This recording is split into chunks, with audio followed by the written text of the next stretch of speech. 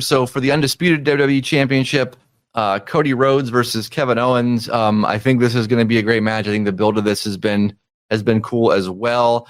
I don't know if you dethrone Cody Rhodes here at this point. Maybe they do.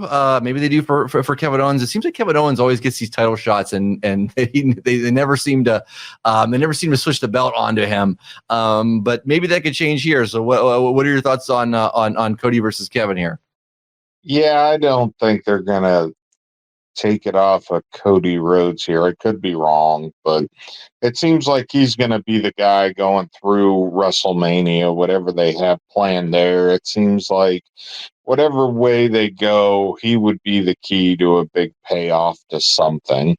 Whether they revisit Roman Reigns, whether The Rock becomes available, or whatever they want to do, I think there's a big payoff probably at WrestleMania with Cody Rhodes doing something, either retaining or losing or what have you. I think, yeah, Kevin Owens always kind of finds himself in that spot, unfortunately. And you wonder if Randy Orton rears his head and costs him this one. I guess that would be my prediction if I had to make one.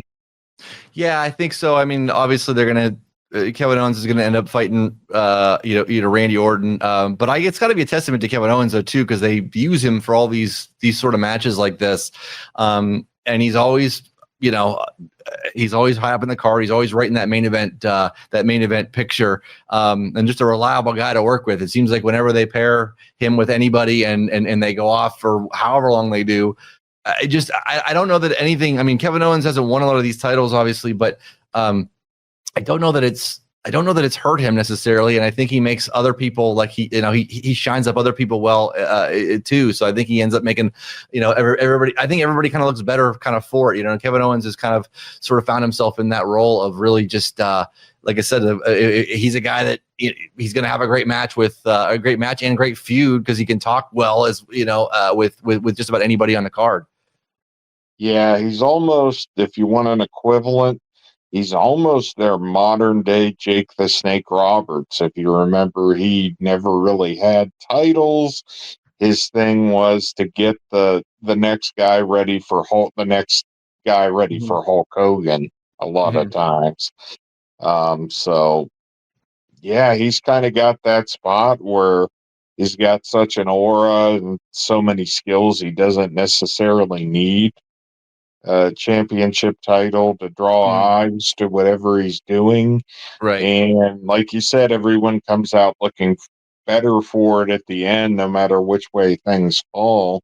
And he's just, you can't say enough good things about Kevin Owens. I'd want him on any roster I'd have. And I think he's re-signed now for a while. I don't think they've officially announced it. I know there was talk that his deal was initially up early next year.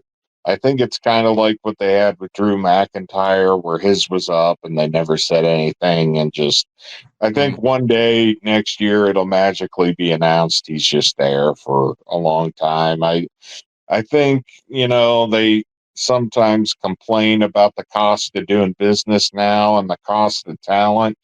With the new TV deals, that's not going away. You're going to have to pay these guys, and there's no one I would rather pay or see paid than Kevin Owens personally. I mean, you have to have that guy there. Oh, he certainly deserves it, man. He's sort of the Iron Man of the WWE right now. But yeah, Kevin Owens has been another guy that's been just consistently good throughout the years, even under the Vince regime. You know what I mean? He was still consistently good there.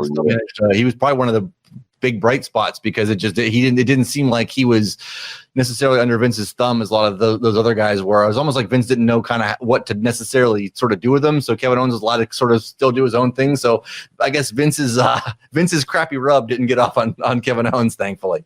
He's so versatile that some of the ridiculous stuff he made look normal or so funny that you laughed along with it. I think one of the harder ones he had was, you remember Elias and the Ezekiel thing, where it was driving him literally. I mean, it was so funny. I mean, the story was obviously what he was given was not good.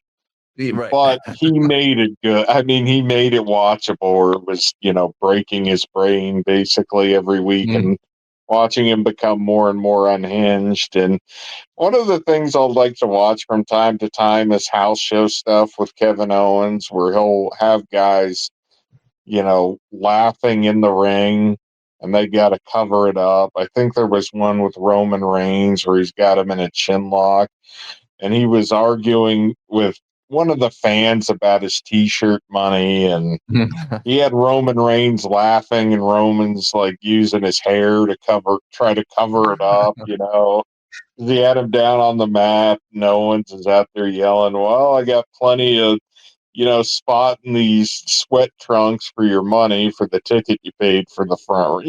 Just pretty funny stuff that had everyone laughing. The fans were laughing. The guys, he just seems like a great guy you'd want to have around at all times, in and out of the ring.